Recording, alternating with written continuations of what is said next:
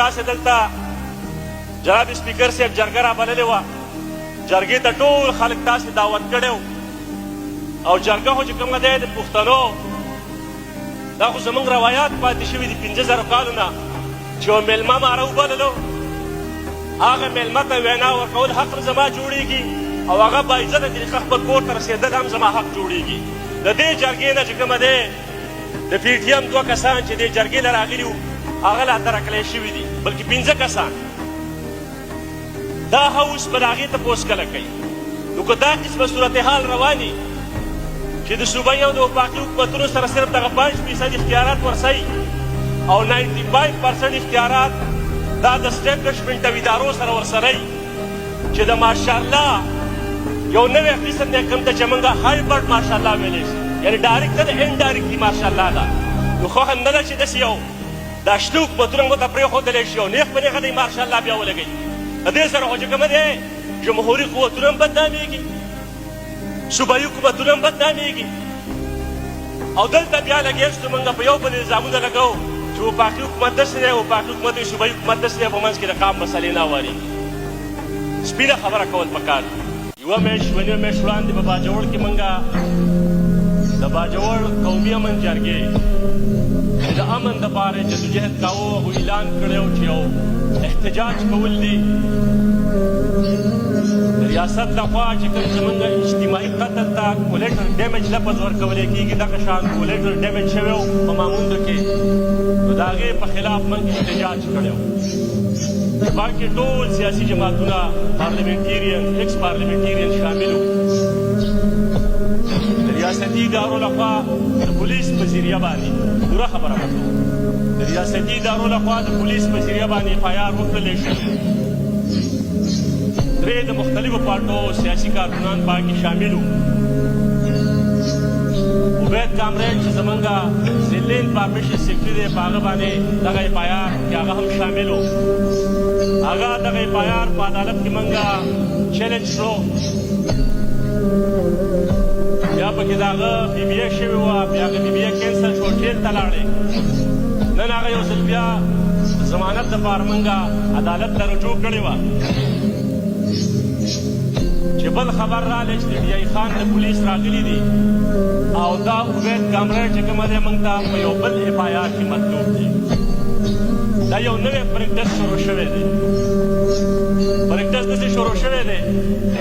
جناب سپیکر صاحب چې د ریاستي ادارو چې کوم اهلکار دي د هغو چې کوم سورس دي د هغو چې کوم ټاوټس دي د هغه ټاوټس په ذریعه باندې په مختلف اضلاع کې په سوشل اکټیویسټ او پولیټیکل کارکنانو باندې اف آی آرز ګډ کېږي د تنګولو دپاره موږ پوهېږو چې دا اف آی آر جعلي اف آی آر دی هېڅ قسمه پیسې نشته دی خو د تنګولو دپاره چې دا سړي ته تکلیف ورسېږي تنګ کلی شي نو هلته یو کس چې دا اف آی آر کړی دی چې ما په سوشل میډیا کتل چې عبید کامرین په ادارو پسې لګی دی او خبرې اترې کړي نو لحاظه ما په دې خاطر باندې په ده باندې اف آی آر کړی دی چې زموږ د ادارو توهین شوی دی د پاکستان کانسټیټیوشن دا رایټ ټول سټیزن ته ورکوي د ازادي وینا کولو چې هغه په هره اداره باندې تنقید وکړي دلته وزیر اعظم یا وزیر اعلی یا صدر پاکستان چې د آئین او د دستور تر مخې ټول سپریم اتارټي ده په هغه تنقید کېږي څه خبره نشته الزامونه پرې لګي څه خبره نشته ټاک شوز رواني روزانه چې کومه دی په هغې باندې بحث کېږي څه خبره نشته ځکه دا د جمهوریت ښکلا ده جایز تنقید به هر سړي ته کولی شي خو چې په جرنیلانو باندې تنقید وکړي نو دا تا د ادارو توهین کړی دا خو څنګه چې یو ایم ایس د یو هسپتال چې کومه دی سرکاري نوکر دی او د هغې اډمنسټریشن دی په هغه موږ تنقید کوو د یو ابدا په هلکار باندې تنقید کوو یو سرکاري نوکر دی نو دغه شان دی د ملک په ټولو نوکرانو باندې په پبلک سروینټ باندې چې تنخواګانې زموږ او ستاسې د بجټ نه اخلي په هغې جایز تنقید کول زموږ او ستاسې رایټ دی عبید کامرین د هغه نه چې کوم دی اوس ډي ای خان ته منتقل وزیر قانون صاحب یو پکې دا کار هم شوی دی چې په 16 انټریو کې موږ ته دا مطلوب دی نو نو 3 PO سولې PO ډسټریکټ ایڈمنسټریشن چې کومه ده دا لګولی شي دا د باجوړ شهر دی هغې ضلع ده نو د ډي آی خان چې کوم ډي سي دی هغه په کوم بنیاد باندې چې کوم دی په ده باندې سولې PO لګولې ده ده ته دا هدایت چا ورکړي دي زما به د صوبایي حکومت دا درخواست دي چې یو خو څومره هم زر تر زره کېدی شي د سول او د 3 PO د خاتمې لپاره قانون سازي وکړی شي او دویم په دې کیس کې د آی جي نه هم تپوس وکړلی شي